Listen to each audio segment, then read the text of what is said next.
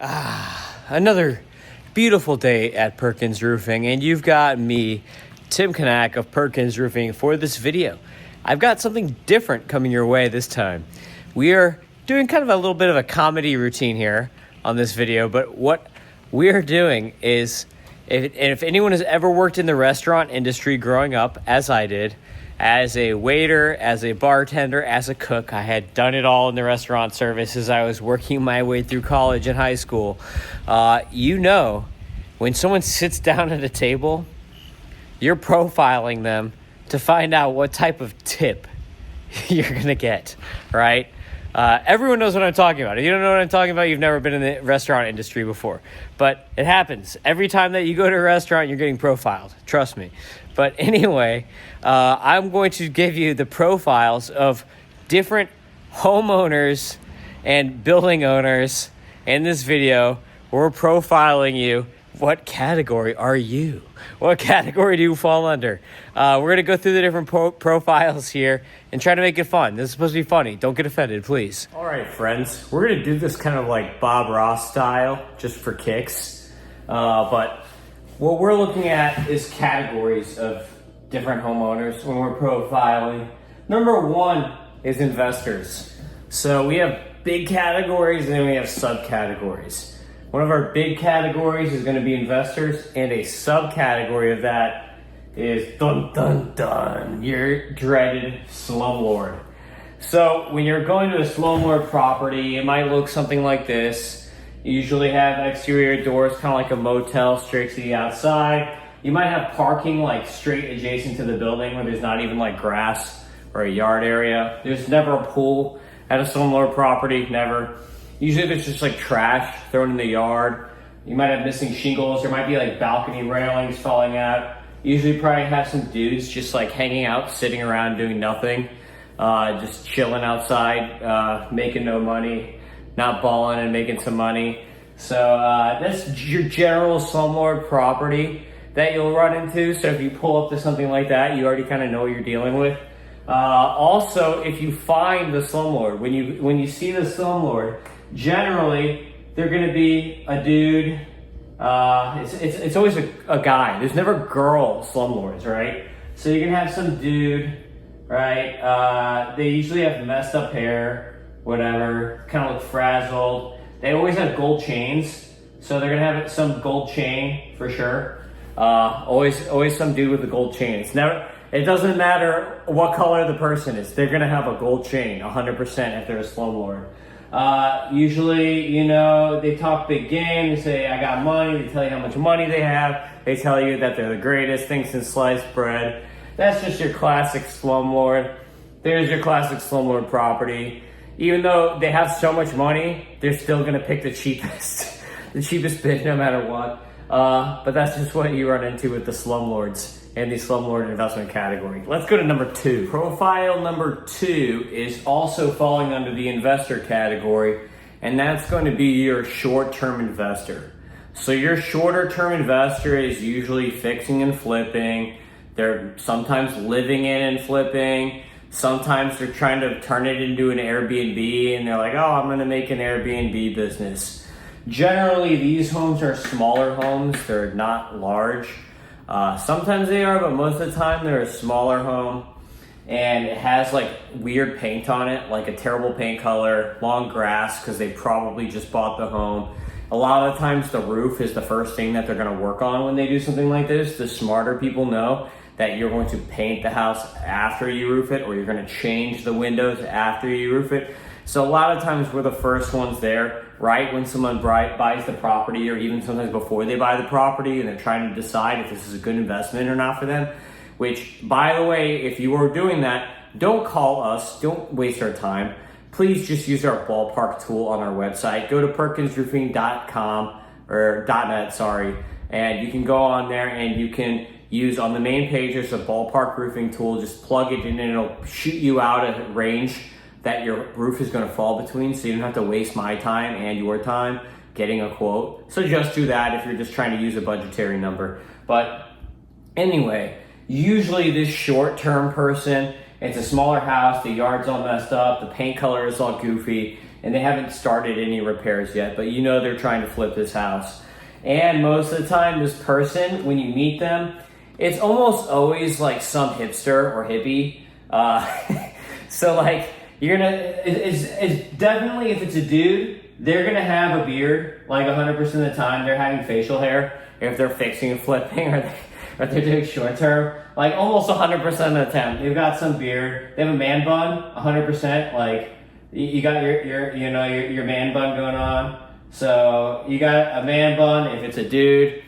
If it's a girl, they're an artsy girl with like purple hair or something like that. And you know, they've got always a coffee. No matter what, when you see this person, they always have coffee on them. They're always drinking coffee, cold brew, bake it, cold brew, or like some weird Starbucks creation. But this person is always some sort of hipster, trying to flip a house, trying to turn it into an Airbnb. But their goal is short term. So when they call us, they're not looking to spend a lot of money. Most of the time, these roofs are shingle, and they're going back to shingle. They're not trying to put a metal roof on there or a tile roof, unless it's in an HOA and you have to. They're just putting a shingle roof, and they're just trying to make this house look really pretty aesthetically for the cheapest cost possible. So you're putting a lot of lipstick on a pig here. Mow the grass, paint the house, change the broken windows, change the roof that's falling apart, you know, fix the drywall on the inside and turn it.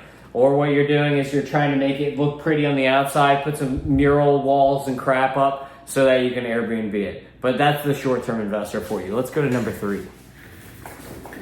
Number 3, we are still in our investment category here, but we are now not at short-term anymore. We are at C, long-term investor. So our long-term investment properties, when we pull up, they're gonna look something like this. It's gonna be some baller house that looks like a miniature version of Mar-a-Lago or the White House or whatever. It's got columns, it's got a copper metal roof or whatever, and it always has these stupid terrace decks that are like the worst creation of all time because they always leak and they always fail, and people keep putting tiles on them and they're so expensive to change out. Look, if you have the money for it, like I would love to have a walkout balcony and hang out in a party deck and all that, but those things are a money pit. Talk about a money pit. Any terrace deck is the biggest money pit you can run into in roofing. So this is what you always run into. And whether this is a wealthy person that is long-term renting this out to another wealthy person, which happens all the time for like professional athletes, for instance, who may only be in a city for a couple of years, or if it's a rock star or a rapper or whatever. We run into stuff like this all the time doing celebrity homes. A lot of the time the celebrity living in the home may not even own it, or they're just owning it partially for a couple of years, but there's some long-term investor that will rebuy it from them. They have some weird program worked out. Or it's an Airbnb that they just rent for a long term. Like you can rent some of these Airbnbs for like a month and just live in some baller house while you're doing something.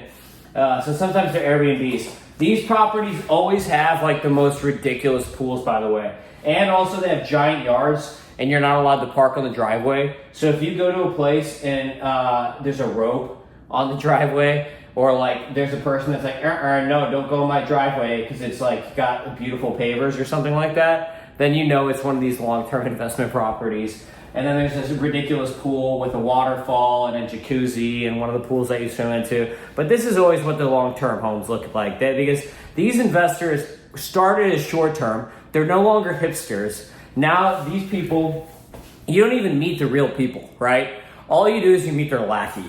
So you go here and you think you're meeting the owner, but you never meet the owner. You meet some lackey. A lot of times, you know, it's a dude, they got their tie, whatever, or it's a girl, they've got their realtor outfit on with a skirt and all that stuff. But this type of person, you never meet, you're never meeting the real person that owns the property. You're meeting the front man. So you don't even know you don't even know who you're dealing with. Like you're just dealing with some shadow person or BlackRock or something like that. And then you actually have like a normal person that you're dealing with, but they have to dress up. They're wearing a suit. They're wearing nice shoes and stuff like that. It's not like your DIY investor, like the short-term person where they're wearing like, you know, what you see on Property Brothers. The construction guy, he's always wearing like a flannel shirt. Like you're not running into that. You're running into the other property brother, a guy in a suit, and then it's actually there's some mystery person behind all of it. But that's your That's your long-term investor. So you don't even know who you're dealing with. You're just dealing with some front man. You never meet whoever the real investor is. Always a giant house with a pool and stuff like that. But those are your long-term investor for you. You don't even know who it is. Who actually owns this place? I don't know. Our last investor, you see investor, it's going to be subcategory D, is stuck in the middle. These are the people who really don't have a plan of action and they don't really know what they're doing. And a lot of the time when you run into this, it's going to be like some industrial building or some like mini mall storefront type building. It's going to be a commercial most of the time, not a residential. The residential people more or less know what they're doing, unless it's like a multi-fam property that is on a busy street. Because usually these people who are stuck in the middle and don't know what they're doing, it's because of zoning, because they really want someone to come in and just buy the land and the property and demo it all and build something huge there.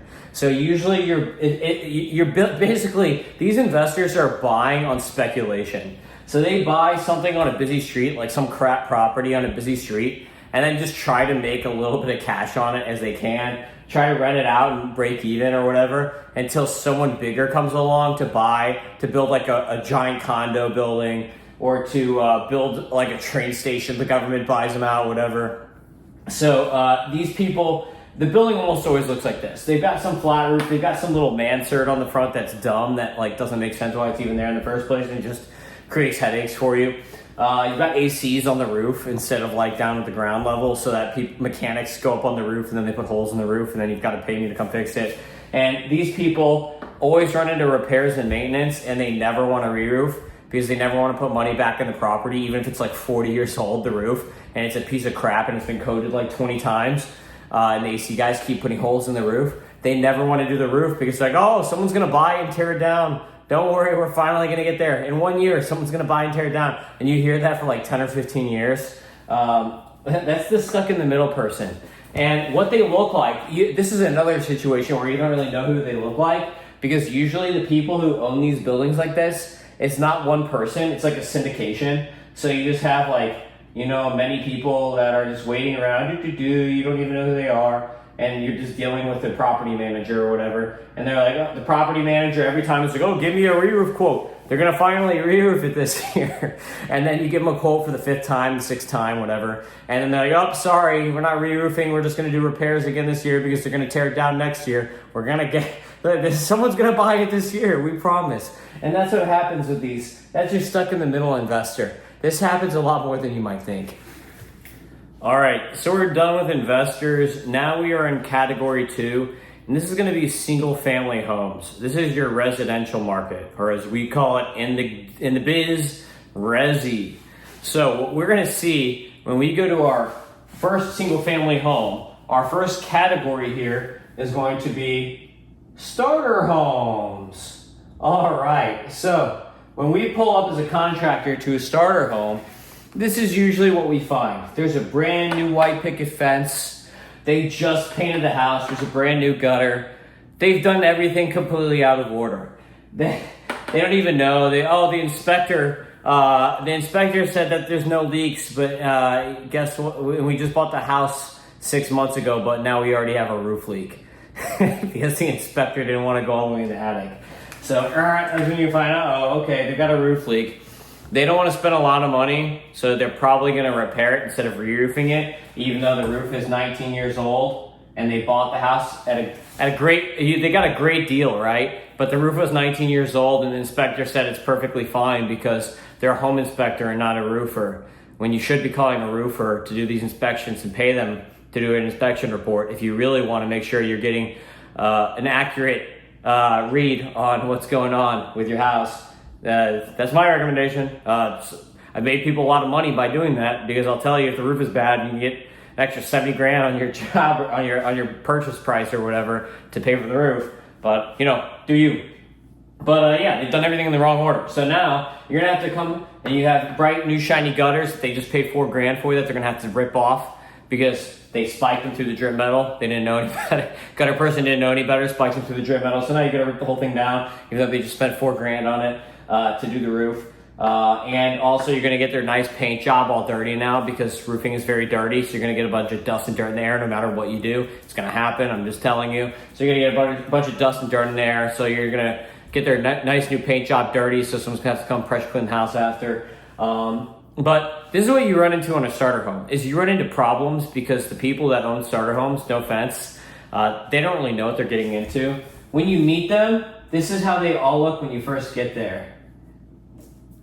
They have a giant smile, man or woman, doesn't matter. Yay, we just bought a new house, yay. They've got a giant smile on their face, and they're like, okay, this is gonna cost $600 for a new roof. Or I read online that you can get a new roof for $600 somewhere. And then by the time you leave and you tell them all the problems they got, they're like this, sad, or mad, fired, and they're mad at you, even though all you did was be honest with them and transparent with them and tell them the truth, because now they understand that they have to spend way more money than they thought to actually get this hunk of junk up to date and fix the roof, because now they have to buy all these gutters that they just did, just a waste of money. And they put a fence in front of the driveway. I've had that happen before. I don't know, people build a fence in front of the driveway because they don't want people coming over. Sorry, you gotta get that fence out of my way so I can deliver the material. But there's your classic starter home. That's how they are when you get there. That's how they are when you leave. Can't do anything about it. You're just being honest, and they just don't understand what's going on. So we're still on single family. Now we're on subcategory number 2. This is your people who you get there and it's their forever home. Usually the forever home is a little bit bigger than the starter home. You've got a garage on your forever home. Sometimes you've got a second story. For whatever reason, forever homes are always a tile roof. People in Florida come to Florida and they just love freaking tile roofs. So it's always a tile roof. They've got a pool. It's Florida. Of course, they've got a pool on their forever home. And no matter what, every time that you go to the job for a forever home, they're going to invite you inside of the house because it's their forever home. And they think that they are on Pimp My Crib. And so they're going to take you on a tour and show you the entire house, even if it has absolutely nothing to do with the roof.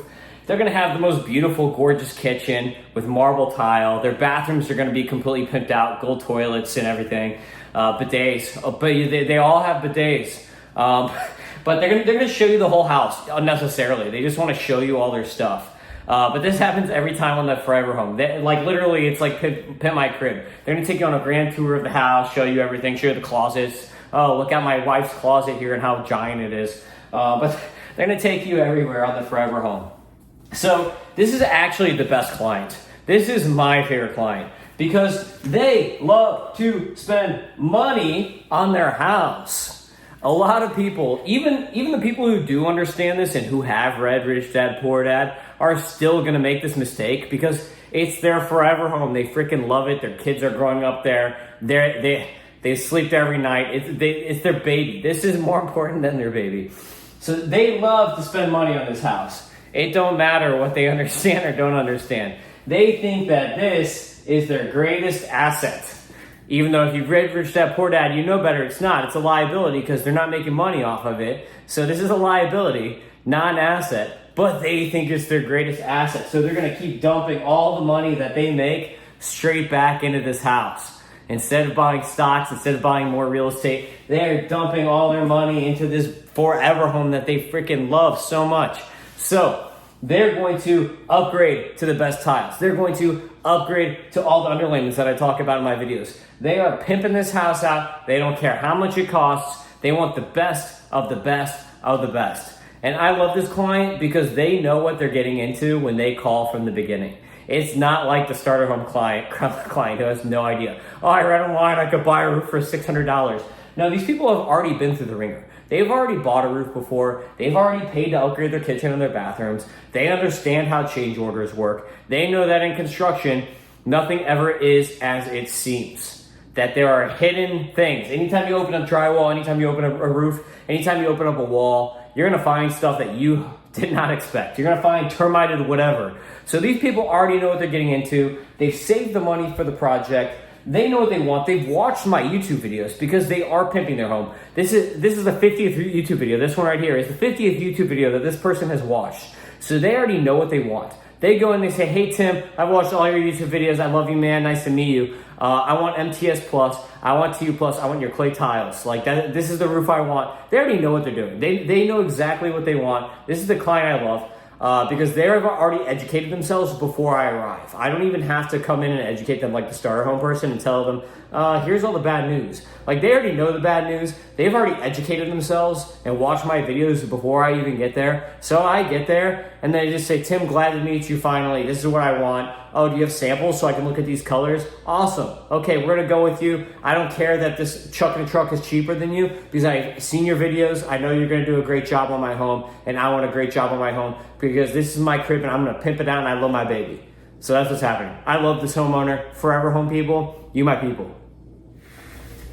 Number 3 for single family homes is a vacation home. And I'm not talking about Vrbo or Airbnb here. I'm talking about a legitimate vacation home. So this is a second home for somebody. This is not their primary residence. They're a snowbird and they come down for the winters here in Florida. They're not even here during the summer. So you only see these people for half the year. Half the people, they're just half the year they're just gone. You didn't even know they exist. So the vacation homeowner, the house is not quite as big as the forever home. It's still much bigger than the starter home, but not quite as big. And they have nice finishes, but not too nice. It's not as pimped out as the forever home. But it is very livable, and a lot of time you see a lot of beachy themes. They'll have like turquoise colors and bright things because they're not here all the time. They're snowbirds. They live in Ohio or New York or whatever most of the year, and then they come here only for the winters, and they want to be keysed out. Basically, they make their house, there's all signs everywhere that says, my home is a beach, my beach is a home, whatever, and there's little sand dollars and stuff like that hanging up all over the house.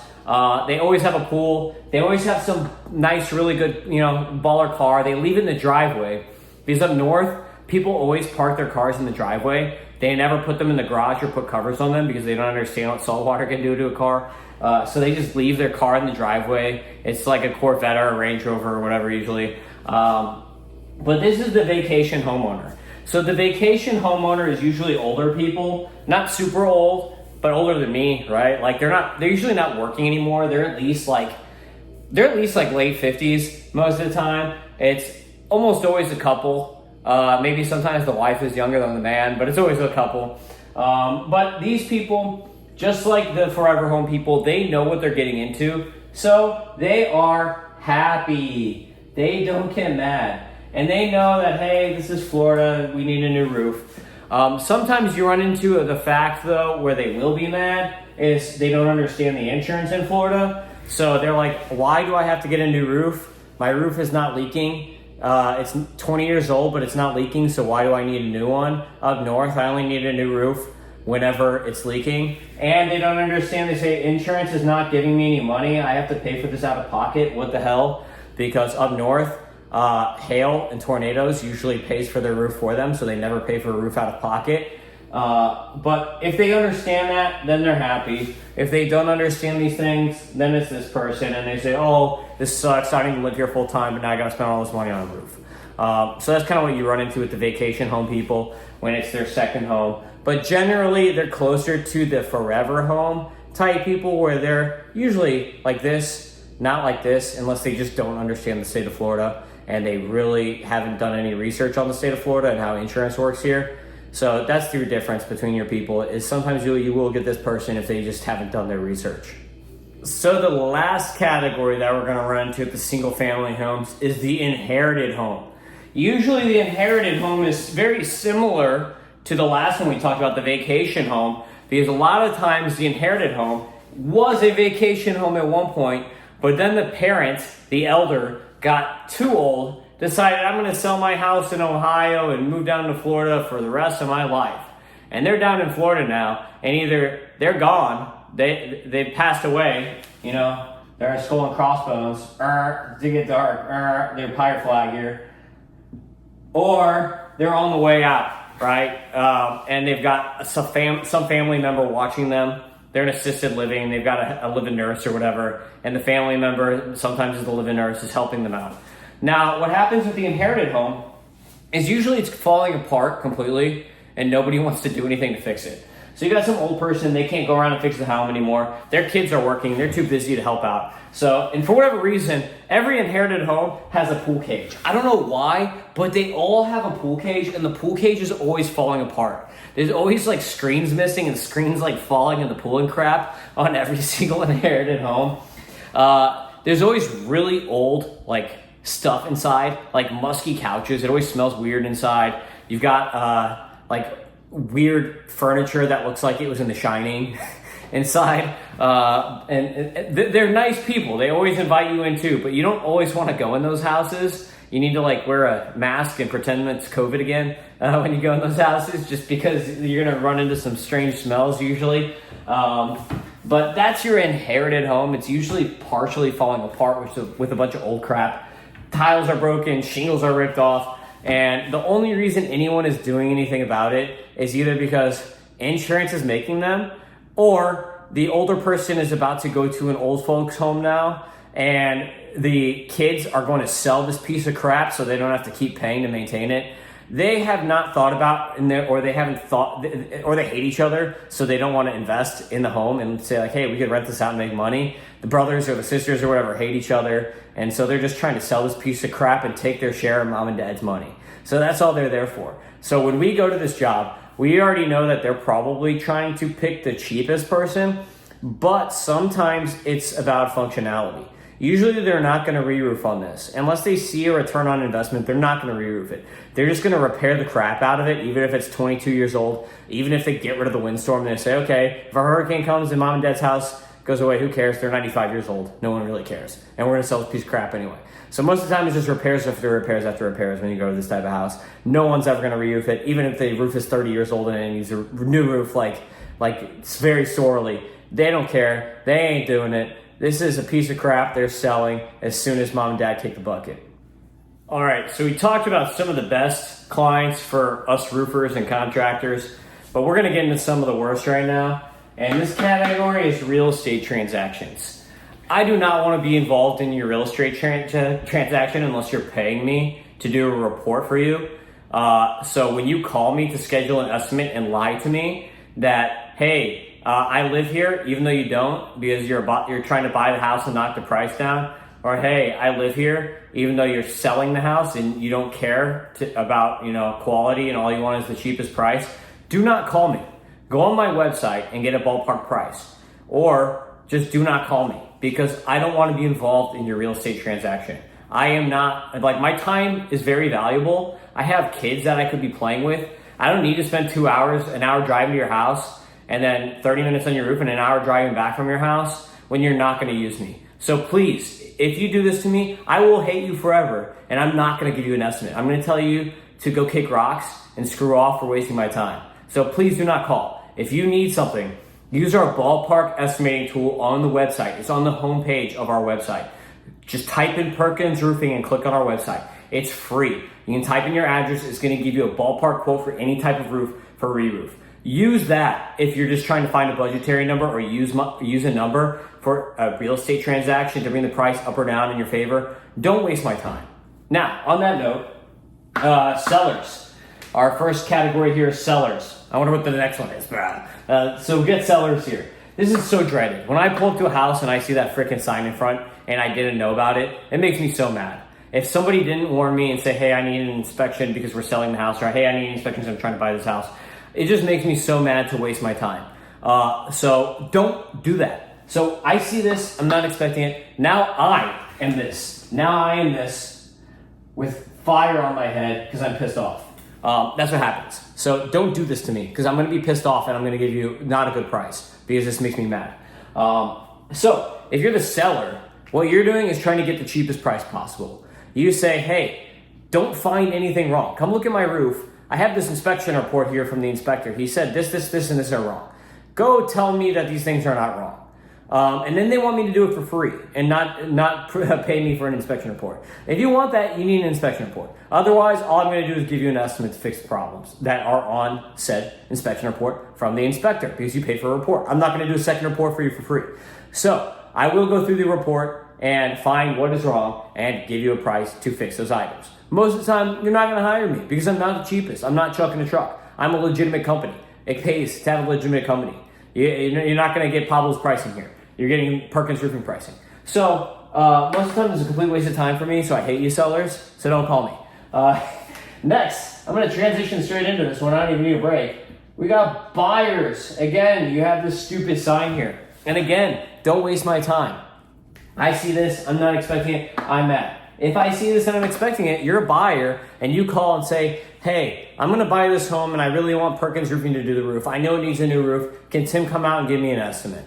I will be more than happy to do that. If you need an inspection report too to knock down the price, I am happy to do that. But please don't waste my time. Only call me if you're actually gonna hire me. Don't just use me to negotiate a price and then not do the roof, because that's a huge waste of my time. And again, I have kids. I'd rather be with my kids than wasting my time doing your BS work that you're not gonna use me anyway. So please don't do this. Buyers and sellers, real estate transactions. I freaking hate real estate transactions. Unless you're paying me to do an inspection report, I really don't want you to call. Or unless 100% you're gonna use my services, just don't call me. I would rather not be involved.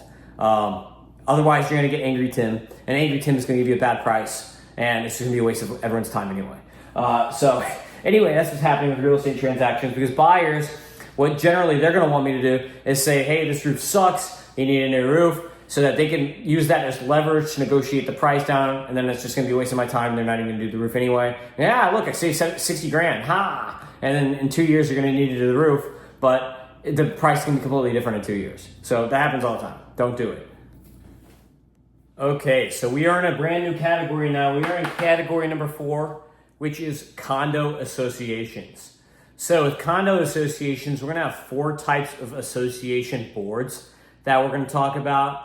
And when you get to the condo, for condo A, B, and C, they all look exactly the same. You have no idea which one you're pulling into and you pull into it. But A, B, and C, these are the buildings that you come into. It's some sort of high rise.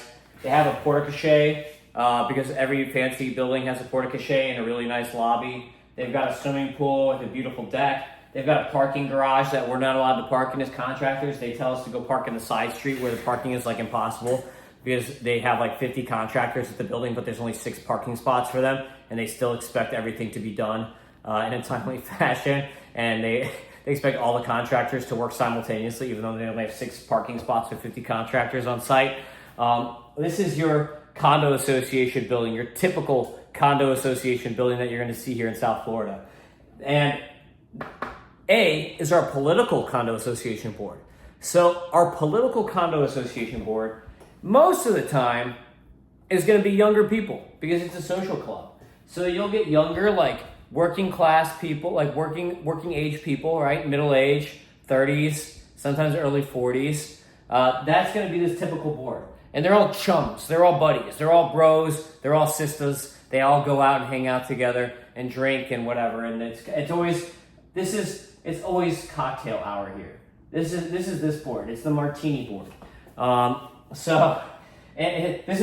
This is the classic start drinking every Saturday morning. And none of these people have kids, by the way. But this is your board where they do brunch hard every weekend. They're going to bottomless mimosas every single weekend. So this is that board, your political board. So your political board here, all they care about is the connections and the political affiliation. They like to feel powerful. They like to feel like they have knowledge. They want people to come up and talk to them and ask them, hey, what's going on with this? Hey, what's going on with that? Now, the problem with these type of boards is that everything is superficial. They don't care about the bones of the building or the structure. So your 40-year recertifications like never get done. You make like 0 progress with these type of boards because all they ever want to do is spend money on the aesthetics. So you probably have like the most baller lobby ever with like diamond chandeliers on the inside. Like I said, you always have the porte-cochere where you have to drive around with a valet person that takes your car away unless you're a contractor, and they make you park with the 6 parking spots. Or they make you park all the way to the beach and you have to walk 3 miles to get to the job, even though you have to carry 500 pounds of equipment to do your job. So that's what's going on with these political boards. And so everything is superficial, right? It looks all pretty, but then when you get to the roof, it's a piece of crap. When you actually come into like the little alcoves of the building that nobody knows about, like the garages or like the maintenance rooms, everything's just falling apart. Your mechanical boxes are rusted out, your ACs on the roof are gone, your cooling towers are falling apart. The roof is like 50 years old and there's holes all over it that's just been continually patched. The only people that even know that there's a problem are the penthouse people. But guess what? The penthouse people are never home anyway. They pay a house sitter to be there, and they're only there like 2 weeks a year because it's Lil Wayne's penthouse or whatever. So nobody even cares up there because they don't know that there's leaks. And if there's leaks, they just keep repainting it because guess what? Lil Wayne's coming to town this weekend, so we're going to paint the ceilings. And he'll never know that there's leaks, which, true story. That happened for me with Lil Wayne. So anyway, this is what happens with these political boards is superficial work gets done. Nothing else that actually needs to get done gets done. So then at the end of the day, they spend $50 million on the pool and all the beautiful things in the lobby. And then the roof is failing and we are about to have our 40-year recertification and now we have no money. So what do you have to do? You have to do special assessments for everybody. But if you do special assessments for everybody, nobody's going to want to have a drink with you at cocktail hour. Nobody's going to want to slam mimosas with you at brunch because you just cost them $50,000 in special assessment fees. So they try to put it off as much as possibly. And that's when you get contractors that leave the jobs and get fired because we're stopping their mimosas because we're actually trying to do good work and make sure that the roof can pass building code and doesn't fall apart like Surfside. But when it comes to mimosas versus building collapse, sometimes the mimosas win. So your next kind of condo board that you're going to run into is actually a functional board. It's fully functional. They actually work well together. It's not just a social club where nobody knows anything about construction. This usually means that there are property managers on the board, or there are former engineers or current engineers on the board. There are lawyers on the board. There's smart people on the board who actually have like some experience in what is going on at the building. They understand construction, lawsuits, and engineering and all the stuff that needs to get done to keep the building in good shape and maintain it. This is usually what happens. It's not just a bunch of random bros or chicks on the board. You actually have like a good collection of people that may or may not get along and may or may not agree all the time, but they understand what's best for the building and they're going to do what's best for the building. Now, what happens when you go to these buildings is that the lobby is maybe a little dated. It's not going to be straight baller every time you walk in. So maybe the lobby's a little bit dated. Maybe you only have one valet person, so you have to wait for your car, and there's not 5 valet people, even though there's like not 5 cars. A lot of times you actually have better parking on the side for the contractor, so I can actually park my vehicle close enough that I can get my materials up to the job site without walking 8 blocks down Miami Beach. And also, most of the time, the roof is either in decent shape or it has been kept up enough that it's not ongoing problems up there. The machinery, the HVAC has been replaced at some point, so it's not completely rusted out. Usually, this is easier to deal with these types of buildings and these boards because everyone understands what needs to get done to accomplish their goal. Their goal in mind is to treat the roof, maintain the roof. Usually, these are the only boards that will do roof maintenance. So, your political board is never going to do roof maintenance because guess what? There ain't no martinis, there ain't no high fives in getting your roof maintenance done during brunch. Hey, guess what? We did our annual roof maintenance this year. Let's have a mimosa. That never happens with the political board. But these engineers, these lawyers, they understand. Hey, they understand the bottom dollar. You have smart minds that come together. We can save money by doing roof maintenance on the roof every year because maybe our roof will last 25 or 30 years instead of 15 years. Yes, these are also the boards that will do a roof restoration, and they smartly decide to do a roof restoration at year 15 and extend the roof by 15 or 20 years instead of waiting for complete roof failure at year 25 and say, hey, I saw a video, one of your videos, and you did a liquid restoration on the roof and saved it so we didn't have to re-roof it and bring cranes in. Can you do that for me? No, we can't because we did a moisture survey on your roof and it's 98% wet because all the moisture is already underneath the roof level. So we have to rip everything out. Sorry, we cannot bring 98% of the moisture out of the roof. Sorry about that. So these are the smart boards that think ahead. They plan ahead. They do roof maintenance. They do roof restorations. That's what I call a functional board. These are the only condo association boards I actually like to work with. The other ones, there's always problems at some point in time. So these are the best, the functional boards, because they actually know what they're doing. Even though they're going to evaluate the bids better, you're gonna have smarter people evaluating the bids, so they might ask you questions as a contractor that if you're a bad salesperson or you're a bad contractor, you don't know the answers to. I know all my stuff, so I'm not afraid to answer their questions, so I usually win these jobs. So I actually love these boards. So functional boards, if you're gonna be in a condo, that's what you want.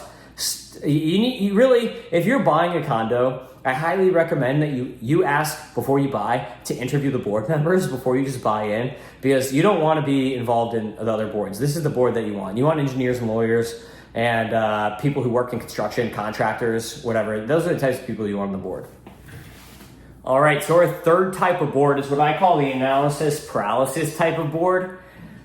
This is the condo board where maybe you have some of those functional types on the board, but the problem is that they can never agree on anything to get anything done, so nothing ever gets done.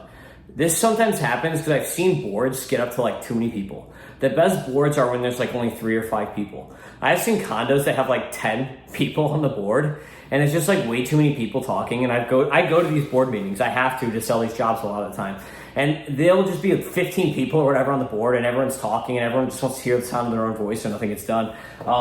But this analysis paralysis board, this is the type of board where I've been to this building 6 times already, and I've already given them 3 re-roof quotes, and I've given them repair and maintenance quotes, and they haven't done anything at all. And they just never do anything, and you just keep going further and further down the road, and nothing happens at this building because nobody wants to be the one to bite the bullet and say, hey guys, we're not getting a new pool this year. We're not getting the pool restored. Hey guys, we're not getting the new tiles in the lobby this year.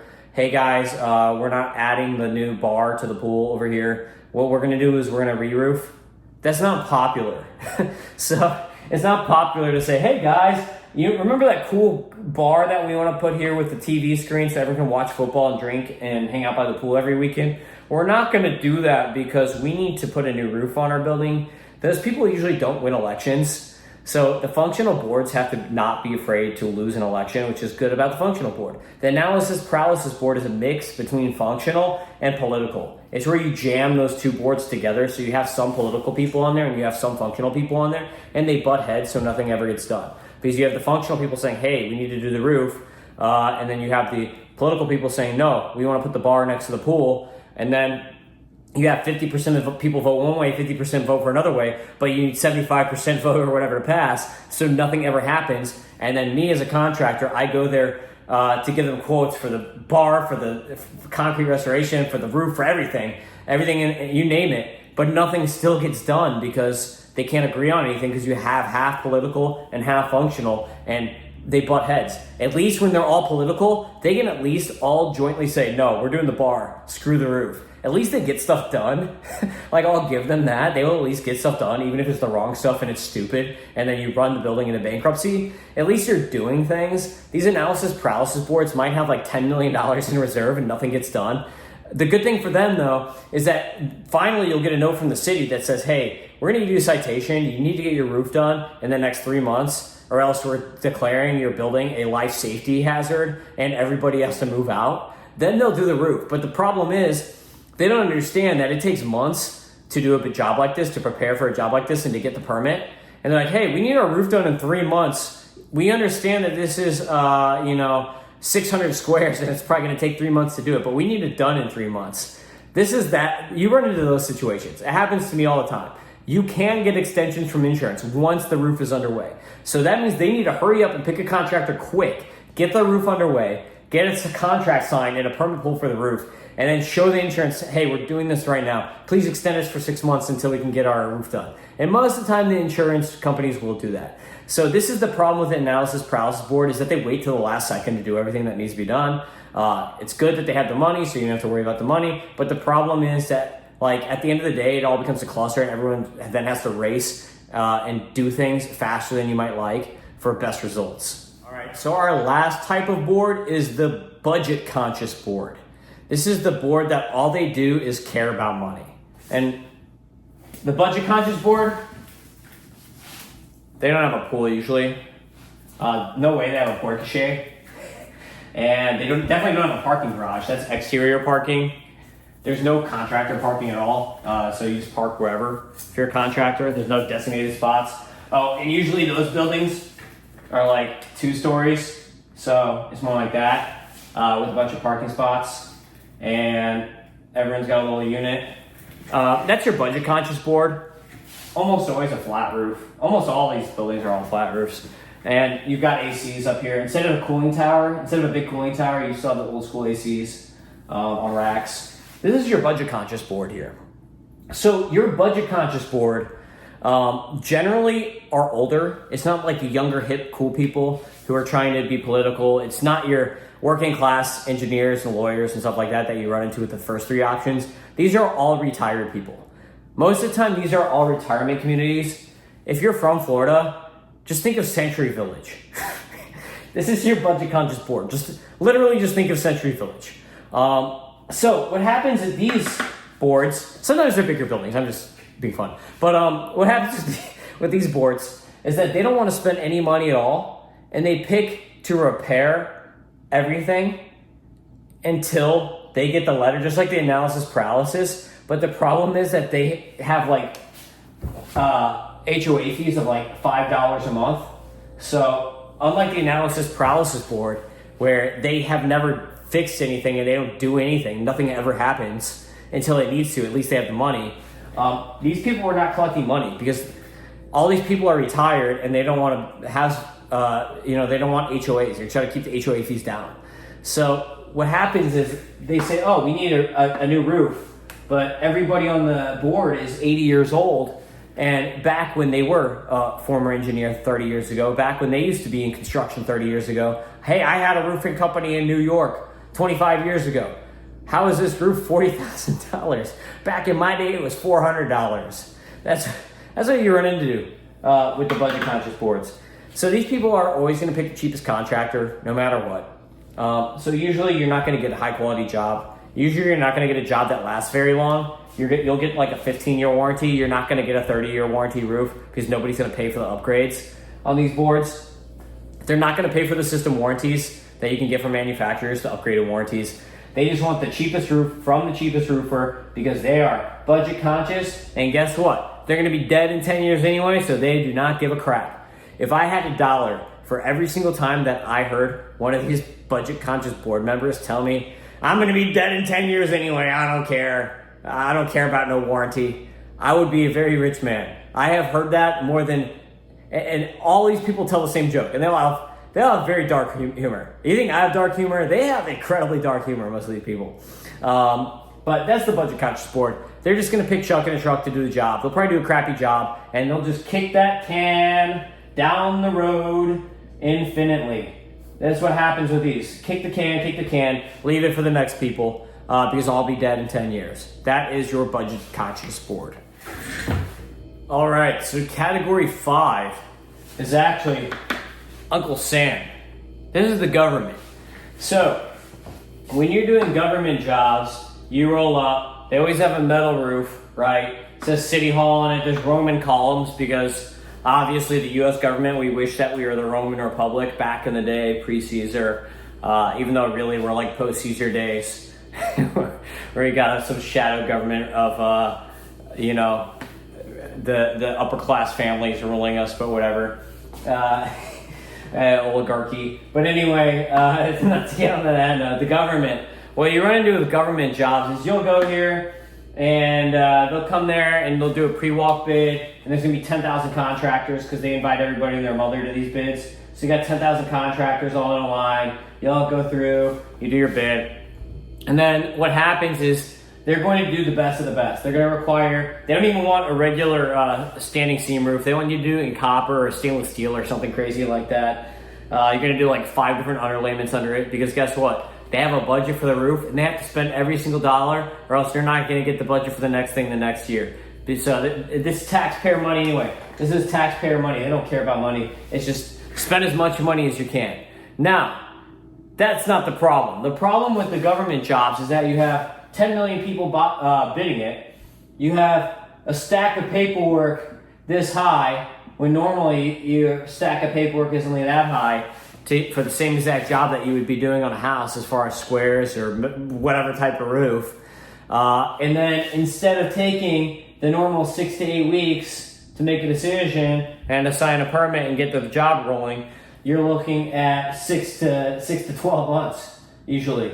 They'll come in, they'll have you pre-walk a job, bid it out, and then waste everybody's time and say, oh, sorry, we're not going to do this job until next year now. The county voted this job down or whatever. The county voted against doing this project for this year, so we're doing it next year. So that happens all the time where they'll just waste all these fine people's time to do a pre-walk bid and bid it, and then you're going to be back there the next year and rebid the same exact job again. So that's what happens with government, is it just takes for frickin' ever. They always pay. There's never any problems with paying. They always pay. And they always spend money and do like the, baller roofs just like you do on your forever home. So they're doing really nice work and they always pay because it's taxpayer money. They don't care. But the problem is the bureaucratic process, just mountains of paperwork, and it takes forever. And then you're bidding against like a million people. Sometimes they'll do bids where it's the lowest bidder. Those ones I hate doing. Sometimes, because there's always some dummy who screws it up. Like I bid an airport job one time and only 3 people bid it. And one guy was at 7 million. I think I was at like 4 million. And then the winning bid was like 1 million when I had the material costs alone at like 2 million. So that guy definitely got screwed. But some dummy always ruins these bids. So if they pick the lowest bidder, you just have to be careful. You want to go to ones where they don't pick the lowest bidder, but they pick the best bid for the best job based on reputation and everything. So that's government jobs for you. Your next type of client is actually going to be GCs and builders. So GC, builder, and the subcategory is A, fast and loose. You got these builders that are going to build fast and loose. This is your typical tract home build because all they do is throw it up. Usually they're building homes with wood framing instead of concrete block when they're building it fast and loose like this. Usually also you have architects that have like really stupid designs. Like, oh, let's make it all cut up and it's going to look cool. There's going to be rooms all over here and whatever. But then what happens is you got all kinds of weird angles that create leaks all the time, like even like 2 years after the roof is done. Usually it'll be a tile roof and they're not going to foam the tiles in. They'll screw the tiles in because it's way cheaper. So basically fast and loose, they're just building things the cheapest way you can. So it'll be wood framed or it'll be concrete block. I've had this happen where it was a custom home. Like a celebrity lives in it right now. I'm not going to name who it is because they might get mad if they found out. But it was a celebrity home and they had a concrete block. They put tiles on the concrete block, but they never waterproofed the concrete block before they put tiles. And so this builder, he thought that our roof was leaking the whole time. I'm like, no, it's not. Look, we water tested it, we flooded it. It's not the roof. And we put hoses to the wall, and it just shot straight through the tile grout, or straight through the concrete block because they never waterproofed the walls before they put the tile on. And I don't think they ever did it. I think the guy just said, "Oh, don't tell anybody," and that was that. Like a $10 million home, but whatever. This is fast and loose. You have GCs that play all kinds of games here in Florida. You'll have people building homes that have no general contracting license. They're using some guy in New York's license. They're using some guy in Brazil's license. They're not even licensed, and they're just putting homes up. And they'll be custom homes. They'll be like $10 million homes or $3 million homes or whatever. And they'll build these things, and they will make them look pretty with nice marble tiles everywhere. But when you get back down to the bones, I don't know. So your fast and loose contractors or your GCs are generally not going to know how to do things in the correct order of operations. So you'll have a bunch of trades that show up at the wrong time. Like we'll show up and they'll say, oh, we're ready for the roof. And we get there and there's no trusses. And we'll be like, hey, where's the trusses? Like we can't just make a roof levitate out of thin air. We kind of need trusses here. Like, oh, sorry. And they don't care about your time. They just try to get everything done as fast as possible. They'll have the plumbers there while we're still doing the roof. And we're not ready for the plumbers yet. They can't do drain hookups yet. They'll have the AC guys come at the end of the roof and put holes straight through the roof that we just finished. So that happens all the time actually. Like the AC guys will come and they'll just drill a rack straight through our roof, not even seal it. There will be no pitch pan, there will be no chem curve, there will be no liquid flashing because we already did the roof, but then 2 weeks later, AC guy comes, puts the roof stands on or AC racks on. Nobody calls us to tell us. Or they'll put railings straight to the roof and not tell us after the roof is done, like, hey, your roof's leaking. Oh yeah, that's because you guys put penetrations in the roof when the roof was done 3 weeks ago, and you should have had this done simultaneously. So you just have really bad communication, really bad order of operations going on, and things get done in the wrong way, and it leads to issues further down the road. So almost all tract homes are built that way. A ton of custom homes are built that way. So like that's why new construction, I always try to stay away from. I'm like, older construction is better because at least it's time tested. Like you know where the issues are going to be already. You don't have to guess. Second kind of builder you're going to run into, or GC, is your cheap perfectionists. So I'm going to put right here over my shoulder while I'm talking my nice little triangle that I love to talk about all the time, where you can only pick one spot on this triangle of where you want to be. You cannot get all three of these things. You can either have speed, you can have quality, or you can have budget, cost, cheaper. You can only pick whatever one of those directions on the triangle you want to be. You can't have the best of all three of those. It's never going to happen. So your cheap perfectionist, they want all three of those.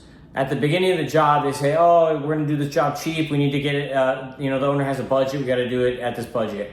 And then you get in there, and then they ride on top of you. They're on your butt the entire time that you're working, and they're trying to go faster. We need to get this job done by then. I already ordered my concrete guys. My concrete guys are going to be here on Friday. You need to finish this by Friday. So then you start hurrying because you have to meet their deadline, and you know that you're doing it cheap, but then mistakes are made because you're hurrying because they're on your ass.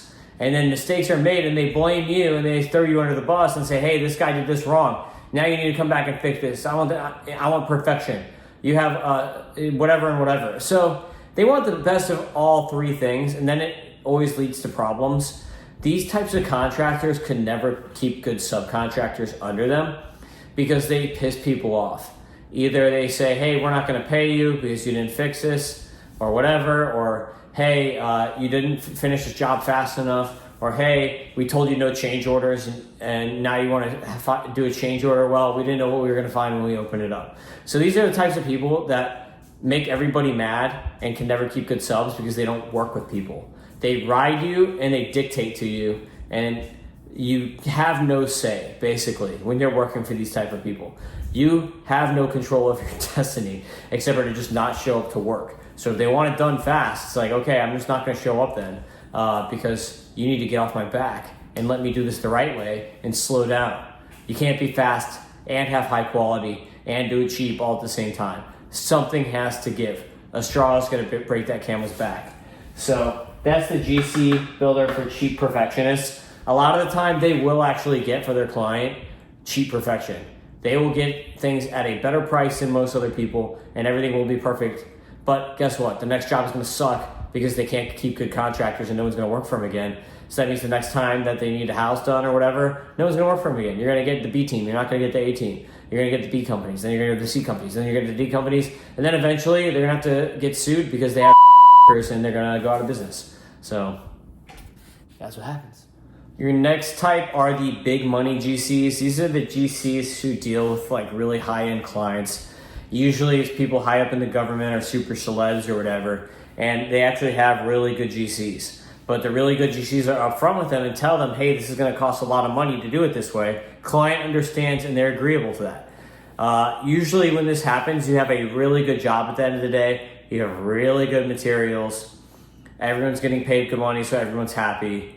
And these jobs usually go pretty swimmingly. These contractors usually take their time.